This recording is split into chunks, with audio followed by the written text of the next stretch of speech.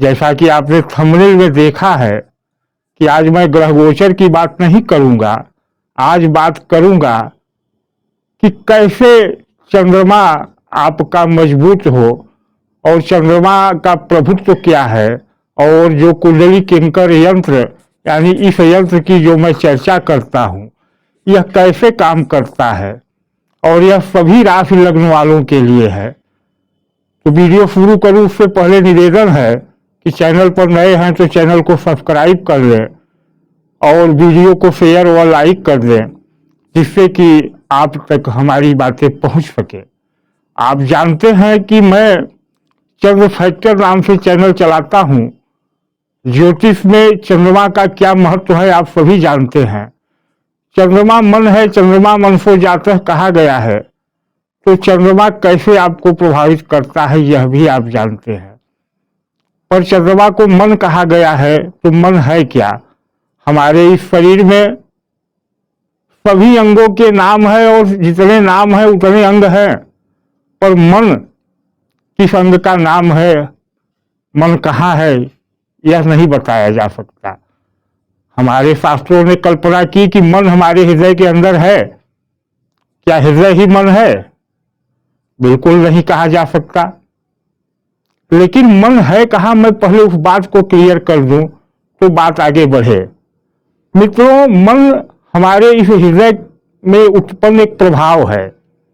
यह प्रभाव कैसे उत्पन्न होता है जरा यह समझे तो आप समझ जाएंगे कि यह कुंडली किंकर यंत्र कैसे आपको लाभ दे सकता है। आपकी राशि कोई भी हो, लग्न कोई भी हो। अब मन की का क्या प्रभाव है और मन कैसे उत्पन्न होता है जरा उसको समझें। हमारे शरीर में दो क्रियाएं हमेशा होती रहती हैं। क्या? एक तो हम श्वास लेते हैं और दूसरा हमारा ब्लड संचरण होता रहता है। हमारे जीवित होने की पहचान ही यही है कि हमारे शरीर में ब्लड का संचरण हो रहा है और श्वास चल रही है। श्वास क्या है? वायु है, जिसे प्राण वायु कहा गया है, और इसे श्वास और प्रश्वास दो भागों में बांटा जाता है। यह अदृश्य है, यानी वायु अदृश्य है, वायु को हम आप देख नहीं सकते, और जो ब्लड का संचरण हो रहा है वह दृश्य है, यानी दृश्य और अदृश्य का मिलन ही जीवन है। यही प्रभाव है।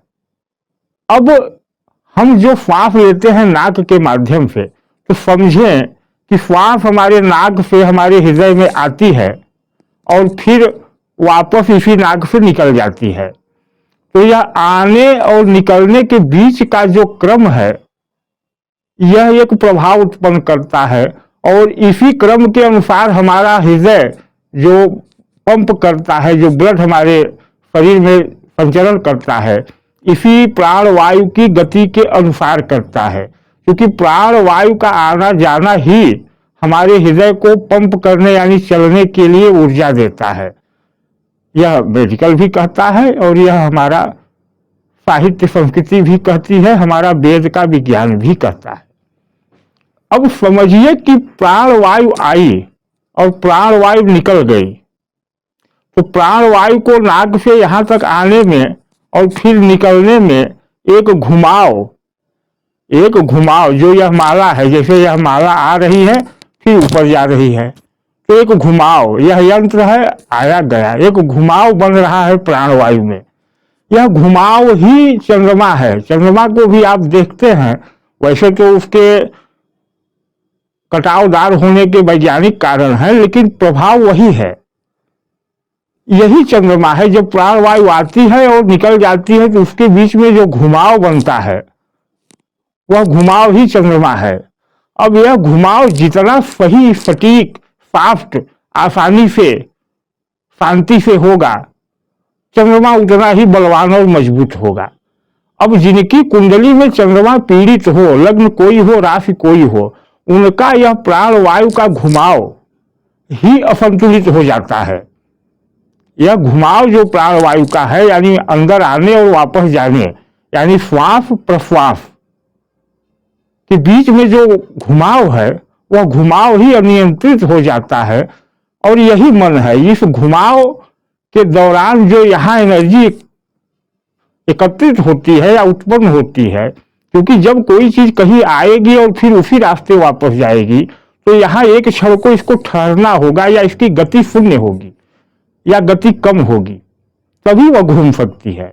तो यह घुमाव ही चंद्रमा है, यह घुमाव ही मन है, यही मन उत्पन्न होता है, यह घुमाव जितना सही होगा। अब कुंडली किंकर यंत्र करता क्या है? आपके घुमाव को ही संतुलित करता है। जैसा कि आपके जन्म कुंडली में ग्रहों के प्रभाव से यह श्वास प्रश्वास की प्रक्रिया में घुमाव असंतुलित हो रहा है, तो कुंडली किंकर यंत्र इसी को संतुलित करता है।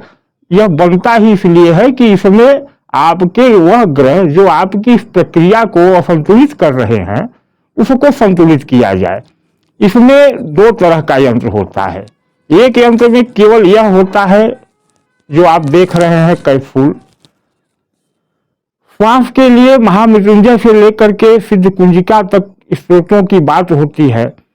सबसे बड़ी बात है कि यह श्वास जब हमारे नाक से बाहर निकलता है तो नाक से 12 अंगुल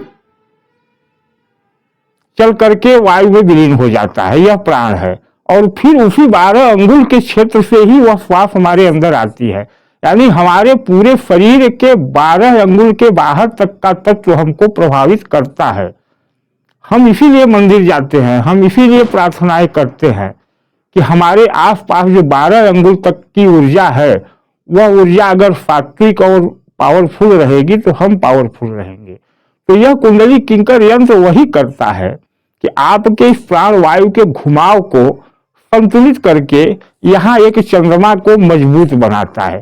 क्योंकि वायु आई और उसी स्पीड या थोड़ी सी स्पीड कम की, झटके से आई झटके से घूम गई, तो आपका मन मतलब कमजोर है, आपको चंद्रमा का बल नहीं मिल रहा है। लेकिन अगर यह वायु आई और यहाँ पूरी प्रक्रिया को करते हुए आसानी से घूमी तो चंद्रमा बलवान होगा। तो यह यंत्र इसी चीज को बैलेंस करता है। दूसरा समझे कि जब यह वायु प्राण वायु बैलेंस होकर चलेगी तो आपका हृदय जो पंप कर रहा है, जिससे ब्लड संचरण हो रहा है, यह भी संतुलित होकर के फास्ट तरीके से चलेगा और आपका रक्तचाप उत्तम बनाएगा, यानी रक्तचाप संबंधी समस्याओं को नियंत्रित करेगा। अब आप जानते हैं कि मन की पीड़ा का रक्तचाप से बड़ा संबंध है। अगर जिसका रक्तचाप बढ़ा हुआ हो या घटा हुआ हो तो मन उसका पीड़ित है, या मन पीड़ित है तो रक्तचाप प्रभावित होगा ही होगा। तो ये हमारे यहाँ जो श्वास की प्रक्रिया है इसे योग कहा जाता है। योग से एक सीढ़ी ऊपर, यानी ध्यान, यानी जिसे मेडिटेशन कहते हैं। मेडिटेशन ही वह बल है जो आपकी चंद्रमा को बलवान कर सकता है। लेकिन यह मेडिटेशन कहने में जितना आसान है उतना आसान है नहीं, यह बड़ी कठिन प्रक्रिया है। इसमें कई तरह के चरण होते हैं, स्टेप होते हैं, जिन्हें मैं आगे बताता रहूंगा। इसीलिए निवेदन है कि वीडियो को लाइक भी करें और चैनल को सब्सक्राइब कर लें। क्योंकि अगर आपकी श्वास की प्रक्रिया नहीं संतुलित होगी, आप कुछ भी कर ले, कितने पूजा पाठ कितने उपाय कर ले, आपका चंद्रमा बलवान नहीं होना है। अब यह जब चंद्रमा बलवान होगा तो आपको राहु से मुक्ति मिलेगी। कैसे? जैसा कि कुंडली में, जैसा कि थंबनेल में लिखा गया है कि चंद्रमा का बल राहु का फल। तो कैसे राहु यहाँ इफेक्ट हो रहा है, जरा यह समझे। अब वो दो प्रक्रियाएं हो रही हैं, मैंने बताया कि एक तो श्वास चल रही है, दूसरा रक्त चल रहा है। शरीर के अंदर यही दो मूल प्रक्रिया है। तो इन दोनों के चलने में जो विरोधाभास है, यानी श्वास पंप करा रहा है हार्ट को और हार्ट रक्त संचरण करा रहा है, तो श्वास आई और हार्ट पंप किया, इसके मध्य में जो प्रक्रिया है, चूंकि श्वास का रक्त से सीधे संबंध नहीं है, श्वास फेफड़ों से चलती है, रक्त हार्ट से चलता है। तो फेफड़े जो आपको प्रभाव डालते हैं हार्ट पे, यानी श्वास जो प्रभाव डालता है हार्ट पे, तो वह प्रभाव ही राहु है, वह प्रभाव ही राहु है। यह प्रभाव जितना पॉजिटिव होगा, यानी श्वास जितनी अच्छी होगी और जितनी गहरी होगी, हमारे योगी कहते हैं कि हमें गहरी सांसें लेनी चाहिए। गहरी सांसों का क्या तात्पर्य है? श्वास तो यहीं तक रहनी है, लेकिन योग कहता है कि यहाँ इतनी गहरी सांस हो, यहाँ इतना वजन बढ़े कि उसका प्रभाव, उस वजन का प्रभाव आपके कुंडलिनी क्षेत्र के मूलाधार यानी जहां से आपकी रीढ़ की हड्डी प्रारंभ होती है वहां वह प्रभावित करे, यानी यहाँ इतना दबाव हो। उनके कहने का तात्पर्य यही है कि जब यहाँ वायु रुकेगी, यहाँ वायु रुकेगी तो यह दबाव बनेगा, और दबाव बनेगा तो आपके शरीर के अंदर की ऊर्जा जागृत होगी, और जब ऊर्जा जागृत होगी तो राहु आपका पॉजिटिव हुआ, चंद्रमा मजबूत हुआ। श्वास जितनी हल्की होगी, यानी आप लिए छोड़ दिए, उतना ही यहाँ कम दबाव बनेगा, उतनी ही आपकी चंद्रमा पीड़ित होगी, यानी राहु आपको बैठ प्रभावित कर रहा है, क्योंकि वहां कुंडलिनी जागृत ही नहीं हो रही है, शरीर पर प्रभाव ही नहीं पड़ रहा है। तो इस प्रक्रिया को आसान करने के लिए यह यंत्र है। भैरव सूत्र में भगवान शिव से पार्वती यही प्रश्न करती है कि प्रभु आपका रहस्य क्या है।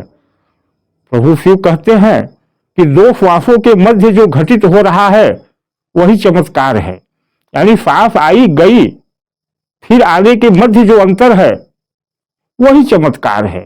तो इस अंतर को बढ़ाना है, यानी एक श्वास आपने लिया, यहाँ अच्छे से सांस तो होकर के मुड़ी सांस बाहर गई, और बाहर से फिर अंदर आने में जो गैप है वही चमत्कार है। उस गैप को बढ़ाना है, यानी कुछ सेकंड तो गैप होना ही है, सेकंड का 10वां हिस्सा 20वां हिस्सा, जैसे साधक होंगे साधनाएं बढ़ती जाएंगी तो वह गैप बढ़ता जाएगा। उस गैप को बढ़ाने में यह यंत्र मदद करता है, क्योंकि यहाँ उस तरह की व्यवस्थाएं होती हैं इस यंत्र में, यानी वह बल जो हमारे पराशक्ति का बल है, जो पराशक्ति का बल है, जो ब्रह्मांड का बल है, जिसे मंत्रों के माध्यम से जागृत किया गया है, उन मंत्रों से के द्वारा एक विशेष व्यवस्था में एक विशेष आकृति भोजपत्र पर बना करके इसमें सिद्ध करके डाली जाती है। साथ ही यह रुद्राक्ष एक मुखी, इसका आकार भी देखिए वही होता है कि पहनने पर यह मुड़ाव एक मोड़ देता है, यह प्रभाव आता है। तो इससे आपके चंद्रमा बलवान होगी, आपकी ऊर्जा जागेगी, और जब चंद्रमा की ऊर्जा जागेगी तो आप ब्रह्मांड से वह शक्तियां अर्जित करेंगे कि आपको हर तरफ से पॉजिटिव ही संदेश मिले, आपके कार्य पॉजिटिव होते जाए। यह तो एक बात हो गई। बात है कि यंत्र तो खर्च क्या है, क्योंकि बिना खर्च के तो कुछ संभव नहीं है, हर चीज बाजार से ही मिलनी है। तो मित्रों, इस यंत्र पे एक ब्राह्मण चूंकि 14 दिन जाप करता है, आज की समय में एक व्यक्ति की मजदूरी भी 500 रुपए है, तो एक ब्राह्मण को 501 रुपए दक्षिणा तो मिलनी ही चाहिए। 14 दिन क्यों जाप करता है? क्योंकि चंद्रमा एक पक्ष में 14 दिन रहता है, तो 14 दिन जाप करता है तो 7000 उसकी दक्षिणा हो जाती है। उसके बाद इसमें सामग्री है, यह एक मुखी रुद्राक्ष भी 2100 से कम नहीं मिलता, तो इस पर लगभग 11000 रुपए के खर्च आते हैं, जो इससे दूसरी क्वालिटी का है, यानी इससे थोड़ा कम प्रभावी है, जिसमें यह रुद्राक्ष नहीं रहता, बाकी प्रक्रिया वही होती है। इस पर 8500 का खर्च आता है। यह ऐसा नहीं है कि कोई ऐसा चमत्कार कर देगा कि आप जो है कुछ ऐसे अलग हो जाएंगे, नहीं, यह आपको बदलता है। और निश्चित जान ले मित्रों कि जो नहीं बदलता उसे वक्त बदल देता है। तो अगर आप चाहते हैं कि आपके जीवन में पॉजिटिव बदलाव हो, तो आपको पॉजिटिव तरीके से बदलना होगा, और पॉजिटिव तरीके से बदलने का एकमात्र उपाय है आपका श्वास और प्रश्वास। अगर आपने अपने श्वासों की गति को बदल लिया, उस मार्ग में बदल लिया जो मार्ग शास्त्र कहता है, तो आपका जीवन बदल जाएगा। उम्मीद करता हूं कि इस मेरे कथन के रहस्य को आप समझ रहे होंगे, और अगर कोई शंका है तो आप हमसे व्हाट्सएप करके प्रश्न करें। मित्रों, एक निवेदन और है, हम व्हाट्सएप नंबर देते हैं, हमारा फोन नंबर भी वही है। आप लोगों में से कुछ लोग ऐसे हैं जो सीधे फोन कर देते हैं। अब समझ लीजिए कि अगर 10,000 लोग हमें फोन कर दे, 2000 लोग फोन कर दे, तो मेरा जीवन अव्यवस्थित हो जाएगा। इसलिए आपसे निवेदन है कि व्हाट्सएप ही करें, व्हाट्सएप पर मैसेज करें, अपनी समस्याएं लिखें, और फिर जरूरत होगी तो हम फोन पर बात करेंगे। धन्यवाद। आज वीडियो यहीं पर समाप्त करता हूं। पुनः निवेदन है कि चैनल को सब्सक्राइब कर दे अगर चैनल पर नए हैं तो। धन्यवाद।